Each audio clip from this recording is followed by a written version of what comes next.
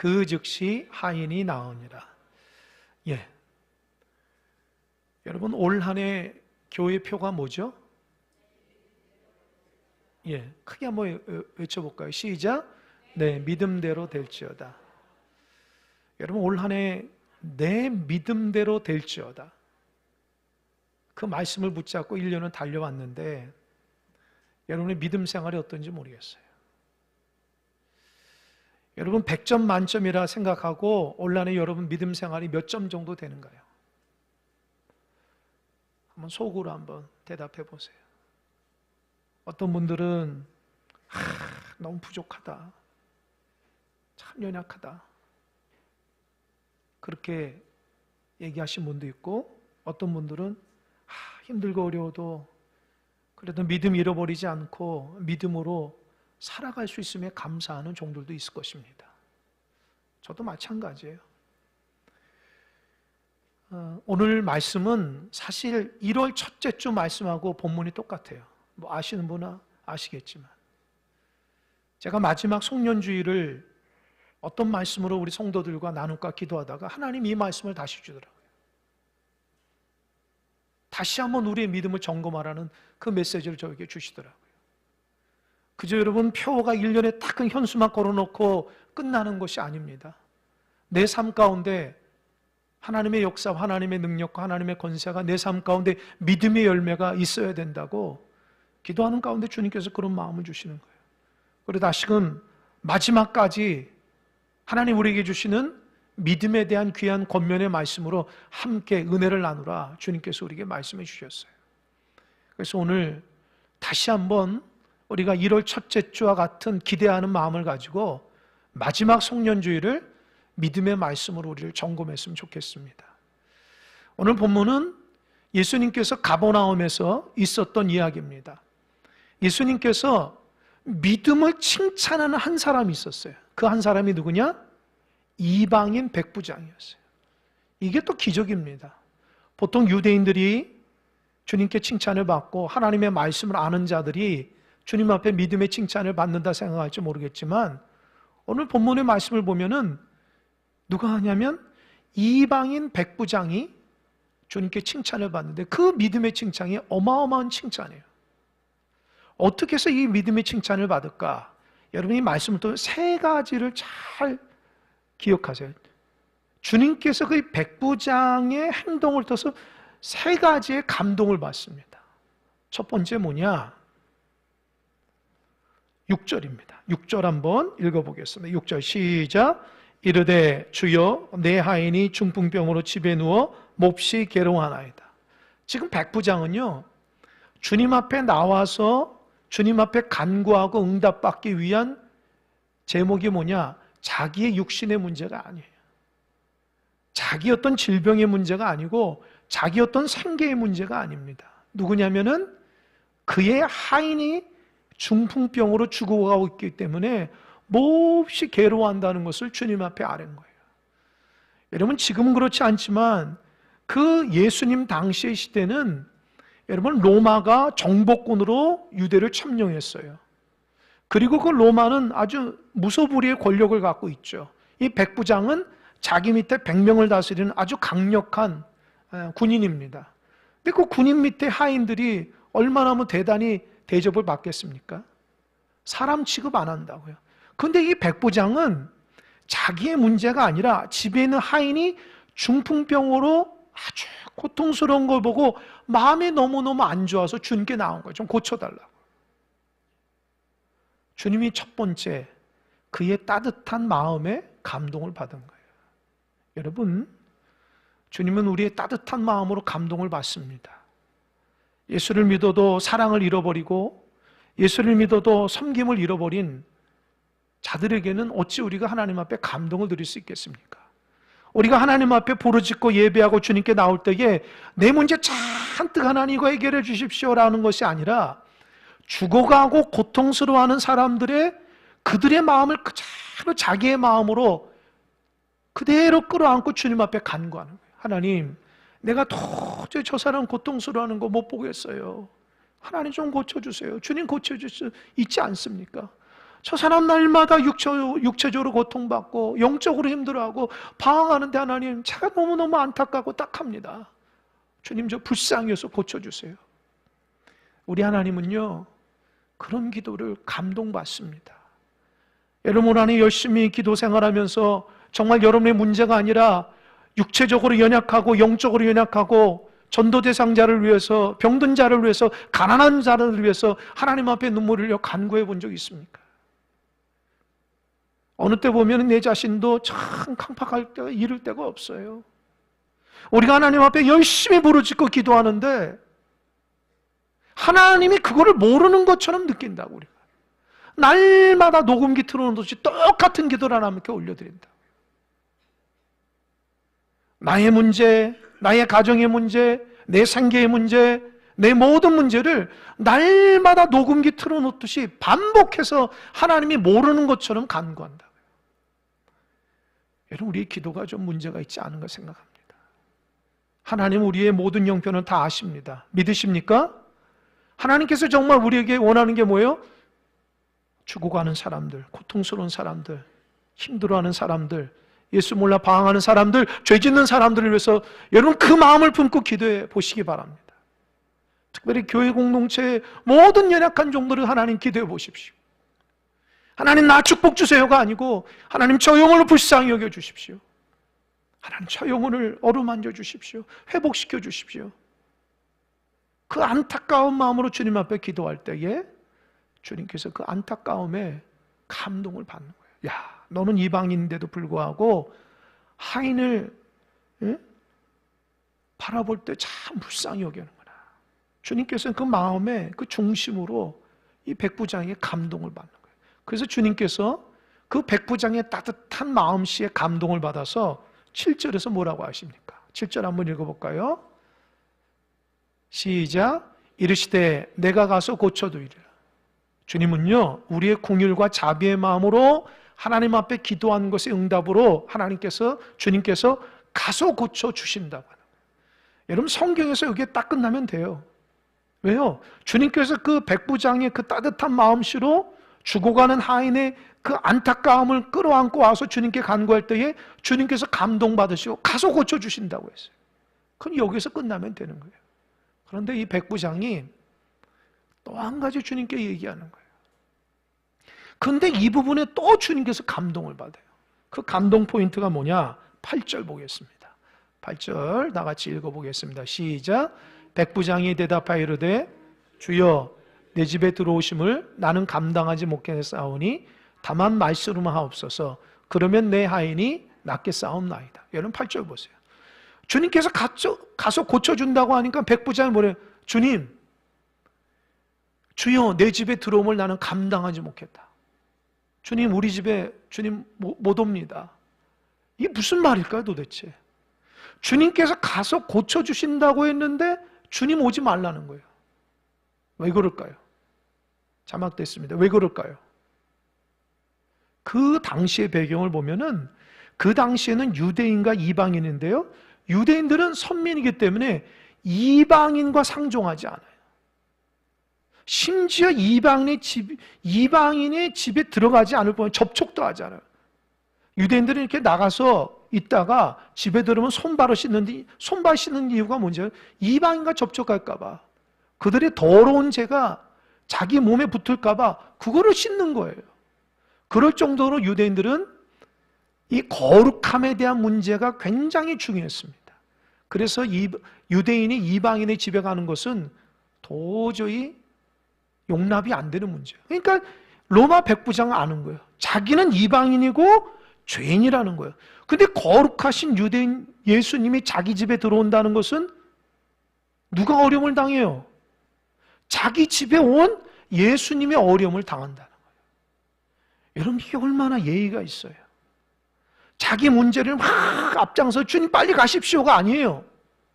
그 모든 간구를 하면서도 주님에 대한 예의를 잃어버리지 않는 거예요. 저는 이 부분이 참 중요하다고 그래요. 여러분, 사람에게도 마찬가지지만 우리도 하나님께 대한 예의가 있어야 돼요. 하나님이 눈에 보이지 않는다고 다 내 마음대로 내 중심적으로 신앙생활하면 안 돼요. 하나님은 인격적인 분이세요. 할렐루야. 그 주님을 귀하게 여길 줄 알아야 되는데 우리는 너무너무 무식할 정도로 하나님을 막 함부로 대할 때가 많아요. 하나님을 경외하는 마음이 없어요.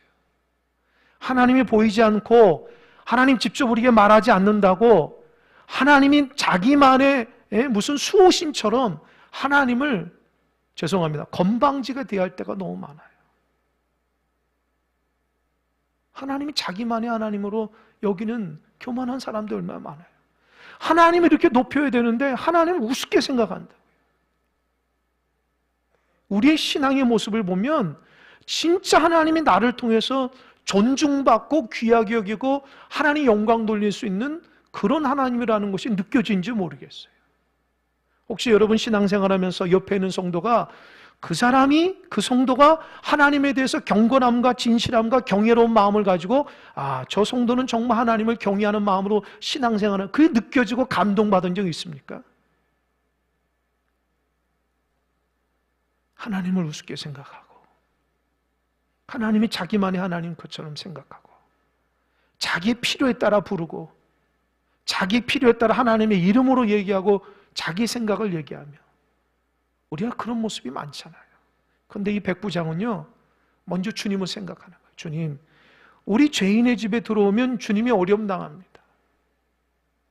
주님, 못 들어옵니다. 주님이 하인 고친다고 주님께서 우리 집에 들어오면 사람들에게 손가락질 당하고 매 맞습니다. 주님 우리 집에 오지 마십시오. 이렇게 두 번째 예의를 가지고 대하니까 주님이 감동을 받은 거예요. 여러분 우리도 주님 앞에 경외로운 마음을 가지고 주님 앞에 귀한 마음을 가지고 예의를 갖춰서 주님 앞에 경외로운 믿음 생활하는 여러분 되시길 바랍니다. 말하는 거 행동하는 것도 조심해야 돼요. 하나님 앞에서 신앙생활하는 우리가 교회 공동체 안에서 신앙생활하는 모든 것도 조심해야 돼요. 하나님이 다 듣고 있고 하나님이 다 보고 있고 하나님은 우리 중심을 다 꿰뚫고 있다고 하는 그런 마음으로 겸손한 마음으로 하나님을 섬기는 여러분들 되시기 바랍니다. 그게 성도들의 마음이에요. 어느 순간부터 우리가 하나님을 잊어버릴 때가 많아요. 하나님이 듣지 않은 것처럼 막 함부로 얘기할 때 있고 함부로 행할 때가 있죠. 조심해야 됩니다. 이 백부장은 주님을 향한 귀한 예의를 갖췄을 때 주님이 감동을 받아요. 그 세 번째 감동은 뭘까요? 8절 다시 한번 볼까요? 8절 읽어보겠습니다. 시작.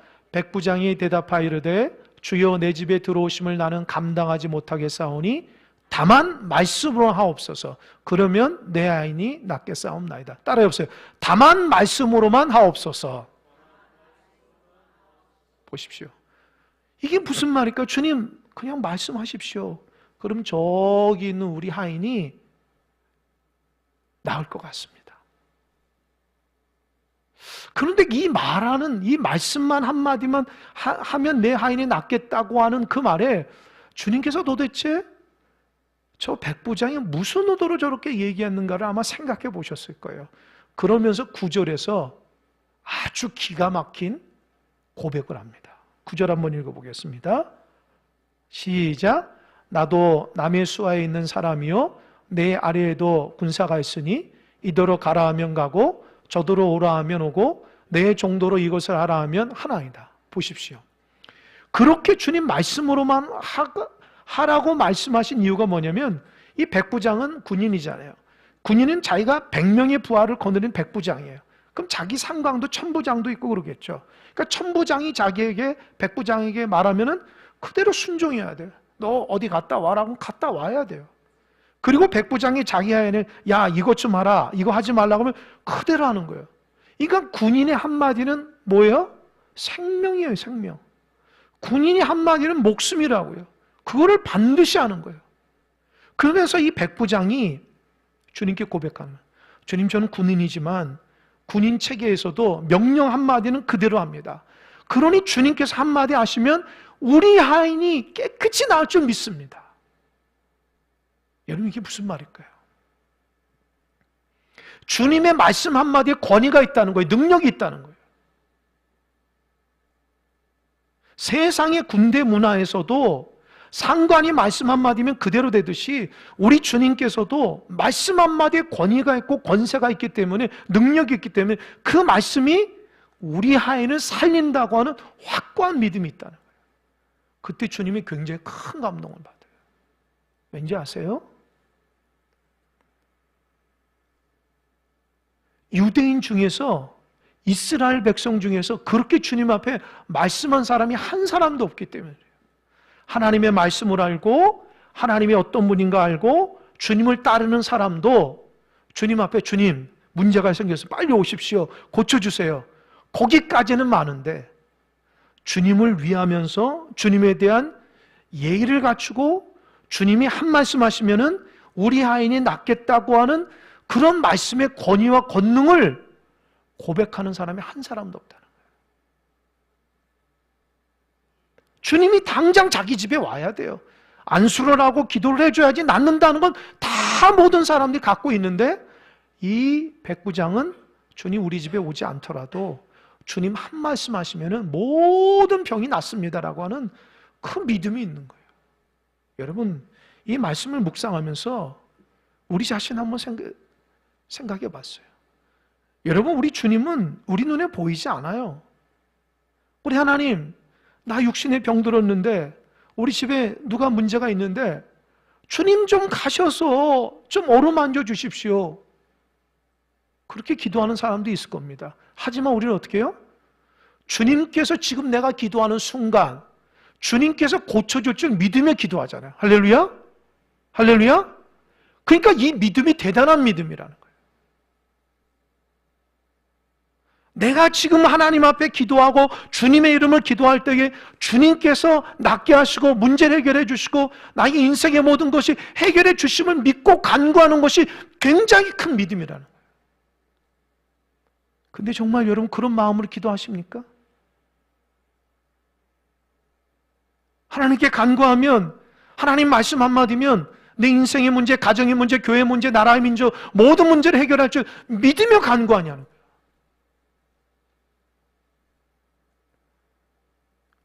오히려 자꾸 반복하는 것이 하나님의 믿음이냐? 소리를 높이는 것이 하나님의 믿음이냐?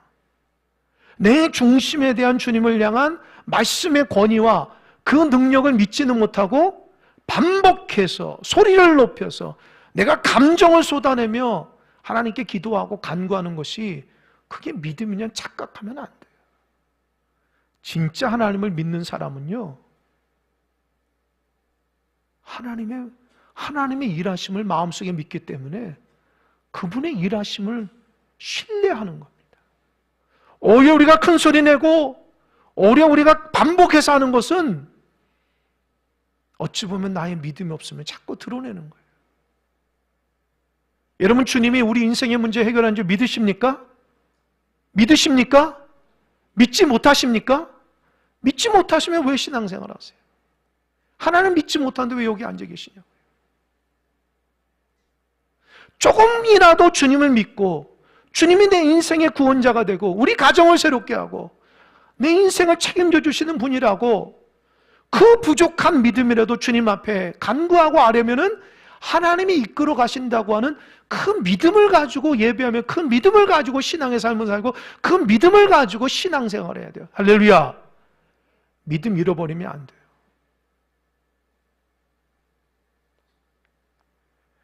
제가 말씀 묵상하면서 회개했어요. 진짜 주님을 믿으면 주님을 신뢰해야 돼요. 신뢰하지 않으니까 우리가 불평불만이 나오는 거예요. 하나님을 믿지 못하는 거예요. 내가 다 하려고 하는 거예요. 하나님이 내 인생을 책임져 주시는데도 믿질 않아요. 내가 다 해요. 어려울 때만 하나님 도와달라고 한다고요. 우리 가정도 하나님께서 세우신 가정인데 내가 주인 노릇하려고 하는 사람이 있어요? 하나님이 주인이 돼야죠. 교회도 마찬가지야. 하나님 빚값으로 사신 교회인데 주인 노릇하시려고 하는 사람도 있어요? 하나님이 주인이지. 여러분, 우리가 하나님을 신뢰해야 돼요. 할렐루야. 하나님을 믿지 못하는데 우리가 드려지는 모든 예배와 기도가 어찌 하나님께서 기쁘게 여기시냐는 거예요. 우리가 하나님을 감동시킬 수 있는 믿음의 사람이 돼야 되는데 전혀 하나님을 믿지도 않으면서 정성을 쏟아내듯이 하나님 앞에 드려지는 행위는 무슨 의미가 있겠습니까? 내가 정말 하나님 믿어요. 하나님 말씀 한마디면은 나를 고치고 우리 공동체를 고치고 우리 가정을 새롭게 하고 우리 자녀들을 새롭게 하고 하나님 그렇게 할 줄 믿어요. 나는 못하지만 주님이 한 말씀 하시면 될 줄 믿어요. 이게 백부장의 믿음이었어요. 백부장이 무슨 직분자입니까? 무슨 교회 오래 다닌 사람이에요? 말씀을 율법을 줄줄줄 외우는 사람이에요? 아니라고요. 이방인인데 자기 하인이 죽어가니까 불쌍해서 주님께 와서 주님 말씀 한마디면 우리 하인 낫겠다고 하는 그거밖에 하지 않았는데 주님께서 감동을 받는 사람. 하나님이 지금 우리 예배를 통해서 감동받는 사람이 누굴까요? 주님이 하신 줄 믿습니다. 나는 부족하고 연약하지만 주님이 한 줄 믿습니다. 여러분, 우리가 세월이 흐름 따라 믿음이 약해지면 안 돼요. 자꾸 우리가 드러나면 안 돼요. 주님에 향한 믿음이 더 드러나야 돼요. 나는 점점 작아지고 주님이 점점 커져야 돼요. 할렐루야. 그런데 우리의 삶 왜 우리가 점점 커지고 주님이 점점 약해질까요? 나라는 존재 가운데 주님이 보이질 않아요. 주님을 향한 신실함을 자꾸 잃어버린다고요. 내가 모든 것을 해야 된다고 생각한다고요. 그런 불신앙과 하나님을 신뢰하지 못하는 신앙의 삶이 얼마나 은혜가 되고 열매가 맺히겠습니까? 주님은 그 백부장의 그 믿음을 가지고 감동을 받았어요. 그래서 10절에서 얘기합니다. 10절 한번 읽어볼까요? 10절 시작. 예수께서 들으시고 놀랍게 여겨 따르는 자들에게 이르시되 내가 진실로 너희에게 이르노니 이스라엘 중 아무에게도 이만한 믿음을 보지 못했다. 따라해보세요. 이만한 믿음. 이만한 믿음이 뭐예요? 그만한 믿음이에요? 주님을 감동시키는 믿음이에요. 우리가 신앙생활하면서 주님 좀 감동시켰으면 좋겠어요. 우리가 너무 주님 앞에 실망하는 마음으로 신앙생활할 때가 얼마나 많아요. 여러분, 저도 그렇고 아마 여러분들 올 한 해 살아오면서 하나님께 부끄럽다 생각이 많잖아요. 열심히 한다고 입술로는 얘기했지만 게으름과 나태함이 얼마나 많습니까? 하나님 나에게 주시는 직분을 게으르고 나태함으로 조금이라도 직장이나 세상에서 열심히 쏟는 그 10분의 1만 하나님 앞에 쏟아도 정말 하나님 나를 통해서 귀한 영광을 받으실 텐데 그런 마음이 너무너무 약해요. 근데 입술로는 하나님 사랑하고 고백하고 하나님 최고라고 얘기하는데 마음과 행동이 따라가지 않는다. 우리가 주님께서 얘기합니다. 저 이방인인데도 이스라엘 백성 중에 저만한 믿음이 없다는 거예요. 감동을 받았어요. 여러분, 마가복음 6장에서 주님께서 또 한 가지 놀랍니다. 그 마가복음 6장은 예수님이 고향 나사렛에서 말씀을 전하고 병자들을 고쳤는데 고향 사람들이 예수를 믿지 않은 거예요. 그래서 주님께서 야, 왜 이렇게 말씀을 선포하고 병자를 고치는데 나를 믿지 못하냐? 그래서 주님께서 어떻게 하면 이상히 여겨요. 이상히 여겨요. 당연히 같은 고향 사람이고 말씀을 통해서 복음을 전하고 병자들을 고쳐서 하나님의 놀라운 은혜를 끼치는데도 불구하고 저 예수라는 사람은 요셉의 아들 아니냐? 말씀 좀 잘 전하네. 능력 있네. 그렇게 치부해버리니까 주님이 깜짝 놀래요. 예수님을 믿지 않으니까 이상히 여긴다는 거예요. 여러분, 우리도 마찬가지예요. 너가 나를 믿지 않으니 내가 너 이상히 여긴다는 거예요. 너 교회 직분자잖아. 너 신앙생활은 수십 년 했잖아. 그런데 왜 나를 믿지 않아? 내가 너를 이상히 여긴다. 이렇게 주님이 판단하면 안 돼요. 오히려 야, 너 대단하다. 너 교회 나온 지 얼마 안 되고 신앙생활은 얼마 안 되는데도 이렇게 나를 신뢰하니 야, 내가 감동받았다. 할렐루야. 그런 믿음이 여러분 안에 있기를 바랍니다. 그래서 신앙생활은 하나님을 감동시키는 거예요. 신앙생활이 내가 뭘 이루어가는 게 아니라고요. 하나님 이것도 이렇게 주고 저것도 이렇게, 그렇게 내 중심이 아니라 하나님 중심으로 하나님을 감동시키는 포인트로 신앙생활을 해야 되는데, 우리의 신앙생활은 자꾸 내 문제만 이렇게 하나님 응답 뭐든지 자기 중심으로 신앙생활하니 하나님을 향한 신뢰나 하나님을 기뻐하시는 마음으로 신앙생활하는 사람은 많지가 않다는 거예요. 그게 안타까운 거예요. 주님께서 여기서 그치지 않아요. 그 백부장을 통해서 어떤 축복을 주시냐? 11절 보겠습니다. 11절 12절 시작.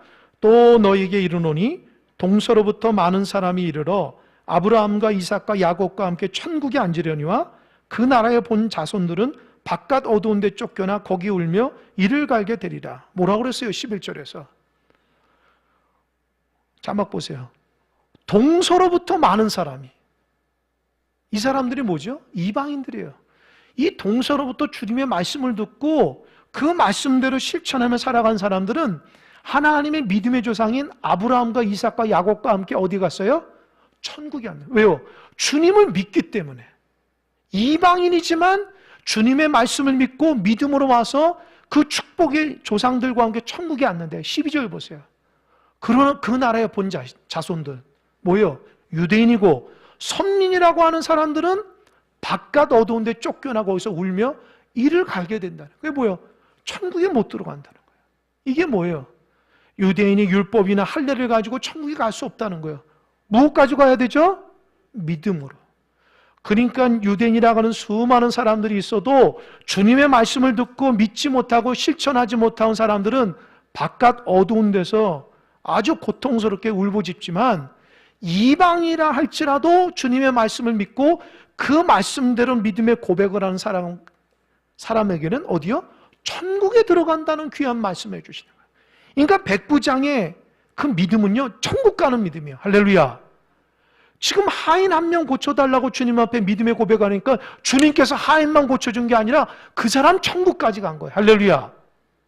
여러분, 여러분의 믿음이 여러분의 문제가 해결될 뿐만 아니라 여러분을 간구하는 모든 중보기도자들도 문제가 해결되면 믿으시기 바랍니다. 그게 뭐예요? 믿음이에요. 그러니까 믿음이 없으면 안 돼요, 여러분. 신앙생활에 믿음을 잃어버렸어요? 찾으세요. 직분자인데도 믿음을 잃어버렸어요? 찾으세요. 그거 잃어버리면 끝장이에요. 주님이 우리에게 바라는 게 뭐예요? 물론 열심히 하는 거 그거 중요한 게 아니에요. 주님을 향한 믿음과 신뢰가 있어야 돼요. 그거 잃어버리면 다 잃어버리는 거예요. 믿음으로 천국 가고 믿음으로 응답받고 믿음으로 주님께 칭찬받는 거예요. 오늘 안에 주님께서 우리에게 그 축복을 주셨대요. 너 믿음대로 될지어다. 너 그 믿음이 너 축복이야. 그런데 우리는 한 해 동안 믿음을 가지고 축복을 받으며 살아갔습니까? 믿지 못하니 축복이 왔다 도망가지 않아요? 왜 하나님께서 내가 속한 공동체에 아름다운 열매를 맺지 못할까요? 내 믿음이 부족한 거예요. 누굴 탓해요? 무슨 환경을 탓합니까? 사람을 탓합니까? 내가 기도 응답 받지 못한 것은 내 믿음이 약하기 때문에, 내가 주님을 신뢰하지 못하기 때문에. 내 믿음대로 될지어다잖아요. 그러니까 여러분, 우리의 믿음을 점검해 봐야 돼요. 똑같은 문제로 똑같이 하나님 간구하고 똑같은 삶을 살고 변화도 없이 하나님을 신뢰하지 못하고 앵무새 마냥 율법주의자 마냥 그저 주님 앞에 나오는 것으로만 만족한다면 주님과 교제가 안 되는 거예요. 가정 식구들 보세요. 한 집에 살아가는데 말 한마디 안 하고 지난다고 생각해 보세요. 무슨 식구예요? 신앙생활 수십 년 해도 주님과 대화 한마디 못한다면 그게 무슨 하나님의 자녀되며. 우리가 하나님을 좀 인격적으로 믿음으로 받아야 돼요. 그리고 주님을 통해서 그런 믿음으로 살아가야 돼요. 이방인일지라도 주님의 말씀에 대한 권위를 믿고 그 말씀대로 살아간 사람에게는 칭찬이 주어지고 놀라운 축복이 주어진다는 거예요. 여러분이 신앙생활 오래 했다고 자랑할 것도 못되고, 여러분이 열심을 낸다고 자랑할 것도 못돼요. 진짜 하나님께서 우리에게 원하시는 것은요, 내 주님에 대한 신뢰를 쌓고 있냐는 거예요. 진짜 주님께서 한 말씀 하시면은 될 줄 믿습니다. 그런 믿음으로 가져야 돼요. 여러분의 의식 속에서 여전히 내가 해야 되고 사람의 원리로 교회 공동체를 바라보고 내 삶을 바라본다면 그건 절적으로 주님을 신뢰하는 게 아니에요. 사람의 공동체로 전락하는 거예요. 사람의 모임밖에 되지 않아요. 보이지 않는 하나님의 손길로 교회를 다스리시고 하나님 우리 가정을 다스리시고 내 삶을 지켜주시는 분이 우리 주님이라고 믿으면서 신앙의 길을 걸어가야 돼요. 그게 합당한 믿음이에요. 놀라운 것은 믿음 생활 오래 한 사람도 그 믿음은 약해진다는 거예요. 그게 너무너무 안타까워요. 결국 그 믿음이 어떤 결과가 있을까요? 13절 읽어보겠습니다. 13절 우리 한 목소리로 시작. 예수께서 백부장에 이르시되 가라 내 믿음대로 될지어다 하시니 그 즉시 하인이 나오지라. 따라해 보세요. 가라 내 믿음대로 될지어다. 뭐라고 그랬어요? 그래 너 합격이야. 가. 내가 너 믿음으로 보고 합격시켜줄게. 너 가. 너 하인 낳을 거야. 그리고 그 즉시 하인이 나오냐. 여러분 그 즉시라는 헬라의 원문은 뭐냐면 바로 그 시간이 바로 그 시간에 하인이 나온 거예요. 여러분 바로 그 시간이 뭐예요? 어떤 시간이에요? 어떤 시간? 주님이 내 믿음대로 될지어다라고 얘기하는 순간 하인이 난 거예요. 할렐루야. 여러분 여기서 중요한 게 있어요. 주님이 가라 내 믿음대로 될지어다 말하기 전에 주님이 감동을 받아죠. 백부장에 그 믿음으로 주님께 나오니까 주님이 감동받고 그래 됐다. 너 믿음 100점이야. 가. 너 믿음대로 될 거야. 주님께서 백부장이 주님께 뭐라고 했어요? 주님 말씀 한마디면 내 하인이 낫겠다고 얘기하잖아요. 그걸 내가 응답해 주겠다는 거예요. 그래 너 됐어. 가. 그랬더니 그 즉시 하인이 난 거예요. 할렐루야. 여러분은 기도의 원리에 대해서 얘기합니다. 신앙의 원리에 대해서 얘기합니다. 여러분 하나님 앞에 인생의 문제를 해결하고 싶은 기도 제목이 있어요? 그러면 어떻게 해야 돼요? 주님을 믿어야 돼요. 할렐루야. 주님이 내 문제를 해결해 줄 믿어야 돼요. 철석같이 믿어야 돼요. 의심하지 말아야 돼요. 의심하거나 불안하거나 답답해하거나 그래서 하나님이 하실 걸 내가 막 하려고 하지 말아야 돼요. 주님이 하시는 걸 믿어야 돼요. 할렐루야. 그걸 믿지 못하고 하는 사람이 있어요. 그럼 주님 못 믿는 거예요. 하나님의 일하심을 좀 봐야 되는데 성격이 급하니까 내가 다 하려고 그래요. 여러분 그런 사람은 부지런하다고 얘기하지 않아요. 성경에서는 하나님을 신뢰하지 못한다고 얘기하는 사람이에요. 다른 말로는 불신앙적인 거예요. 하나님이 할 거를 자꾸 내가 한다고요. 하나님께 믿으면 하나님이 하실 텐데 내가 믿지를 못해. 내가 주의를 잘 지켜서 하나님 내가 그 믿음으로 직장의 문제 뭐 여러 가지 문제 때문에 주의를 못 지켜도 하나님 나 믿어요. 하나님 나 예배하러 갑니다. 하나님께서 그 모든 문제 해결해 주세요. 믿으면서 순종해야죠.